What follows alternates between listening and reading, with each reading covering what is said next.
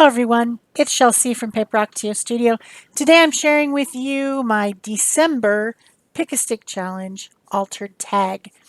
I'm starting out with a tag that already has some kind of dark red paint on it from some other time. I don't even know. This is a manila shipping tag. These are the kind of tags that I like to alter, but you can certainly make your own tag by just cutting a rectangle and cutting the corners off of it and punching it, and there you have a tag. You don't have to buy these. I just like them, so I do. Um, I have a napkin that has a Christmas tree on it, and I have the other half of a illustration that I used earlier in, like, I don't know, a few days ago to make the November altered tag for Pick a Stick Challenge. Pick a Stick Challenge is a Facebook group, and we use randomly drawn one-word prompts that we give to you each month. For the altered tag, there are 4 steps, and they're in order. You can put something on before, after, in between, whenever you want, just as long as you use the 4 steps and you do them in order. If you don't like one of them, you can replace it with the wild card. And then there is also a color, the color silver for this one. And then I'm just going to do the 4 steps. But before I even start with the steps, I'm collaging on this little bit of illustration and the napkin Christmas tree using some napkin decoupage glue from DecoArt, trying to keep the wrinkles out. You know, napkins are tricky that way. You need to separate the plies on napkins and just use the top one that has the printing on it, and then it becomes very, very thin and finicky, and that's the reason that this napkin decoupage glue works pretty well.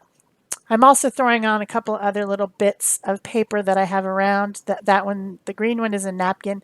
The one I'm putting on right now is a piece of pattern tissue, sewing pattern, and then I put a little bit of extra paint covered deli paper at the bottom just to get my green and red going on my tag, because this is a Christmas one, obviously, since it has the Christmas tree on it.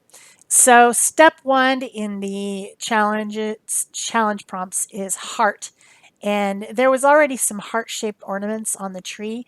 I just decided to make a few more of them with my red Posca pen, color them in to make them a little bit brighter, and then just add some little hearts in the background as well using my red Posca pen. Posca pens are an acrylic paint pen. They are very opaque and they dry, with nothing showing through. So they're fun to use on your mixed media projects.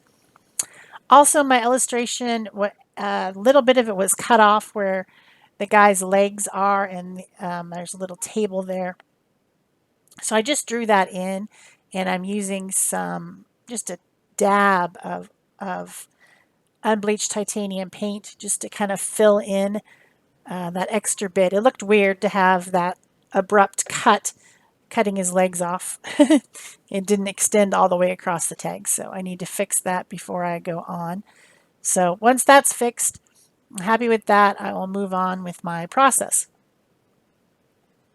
I decide to use, so the illustration is in black and white. It has a lot of black on it. So I want to use black in other areas of the tag as well. And so I decide to outline my hearts and also to outline the tree and the star with my black Posca pen. This is the fine point. Just giving it some like illustration-y looking lines around it so that the two images meld together better. And if there was a few areas where I thought it could use a little bit of extra black lines on the image as well. So I'm just touching up the illustration with my black Posca pen. And then finishing up with my hearts. Add a few more hearts here and there, because that is one of the steps. Luckily, there was hearts on the tree already. Like, they look like little glass, blown glass, old-fashioned ornaments in the shape of red hearts, which really wouldn't be that uncommon in the older, the older style blown glass. So pretty cool. But they're so easy to break. You just can't keep them around because every time you take them out, they break. So I've got heart done. The next, before I start with the next step, I'm going to color my black and white image because it looks very, I don't know, pale in comparison to the background. I decided to use Inktense pencils again. This is what I used on the other tag that I did earlier in the week or last week or something. I don't know. Anyway, the two tags are for this for they're going to the same place. Two different people at the same place. So I want them to look kind of similar. Plus, I used the illustration of this retro looking funky little family uh, page that I had that someone had sent me. I used the female one last week for the female tag, and then now I'm making the male tag. It is the male side, so they go together. So I want to use kind of the same stuff. So getting out the Inktense pencils and coloring in. This one has retro colors as well. I'm going with the olive green, so the little recliner-ish thing that the man is sitting in is olive green. It also happens to match the background and the tree. And then I'm going to color his smoking jacket, his velvet smoking jacket, a dark red maroon color to match, the other stuff on the tag. It's pretty cute. It's pretty funny and kishy, and I don't know. It amuses me. Probably because I'm making it for a specific person, for a specific thing to go on, the present that I'm bringing. It's going to be part of the packaging of the present. So knowing who it's for makes it more fun. A lot of people ask me, what do you do with all these altar tags? And I do give them away. I often will give them away. They make good bookmarks, or just, art to put up on your bulletin board or something. They're little pieces of art. But when I know who I'm making it for, it makes it a little bit more fun. That's probably, when you're making art for someone as a gift too, it's the same thing. You know who you're making it for. When you're making it as a commission, not so relaxing because you're worried about a customer who's paying their hard-earned money to buy your art, and you want to make sure that is exactly what they want. That's a lot more stressful. But when it's making it for a gift, if they don't like it, well, too bad, right? So this was fun making these little retro image tags that I made for these people. I'm going to take their gifts to them at the end of the week. So, or maybe I already did. I don't know when I'm going to schedule this one for. Yeah, I'm already gone. I'm already there because this one's not coming out till the 16th. So still coloring. I'm using Inktense pencils, which are a type of water reactive pencil that when activated with water and dried is permanent. It becomes like an ink once it's activated. Otherwise, it just acts like a pencil. So if you don't put the water on it, it just acts like a pencil. And then if you get it wet, it's going to react to the water. So it's good to activate it, to blend it up a little bit with your some type of water, whether it's on a paintbrush with water or whether it's in a water tank brush like this. And then once it's dry, it's permanent, and you can put more layers over the top or whatever you want to do. So that's what I'm doing. It's just coloring and coloring and coloring. Colorizing. Color-rooney, color-roofy, colorici. I'm losing my mind, people. I've been having to do too many things, and I'm, I don't know, a little crazy at this point. Yeah. Sometimes I color directly on the image and then blend it. Sometimes I color the pencil onto my underpaper and then pick it up with the water brush and put it on that way. It gives a little bit more of a watercolory effect if you do that. Then you get kind of the crayon looking lines if you put it directly on. So I'm just alternating back and forth. Sometimes I just want to try the color before I put it on to make sure, because the pencil ends aren't really that coordinated. matchy with the actual colors in the pencil. That always frustrates me.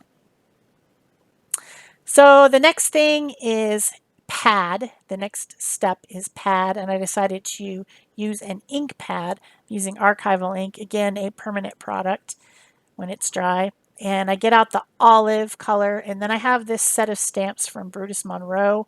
They're mark making stamps like scribbles and spongy things and whatever. And I just add some olive colored scribbles around the tag.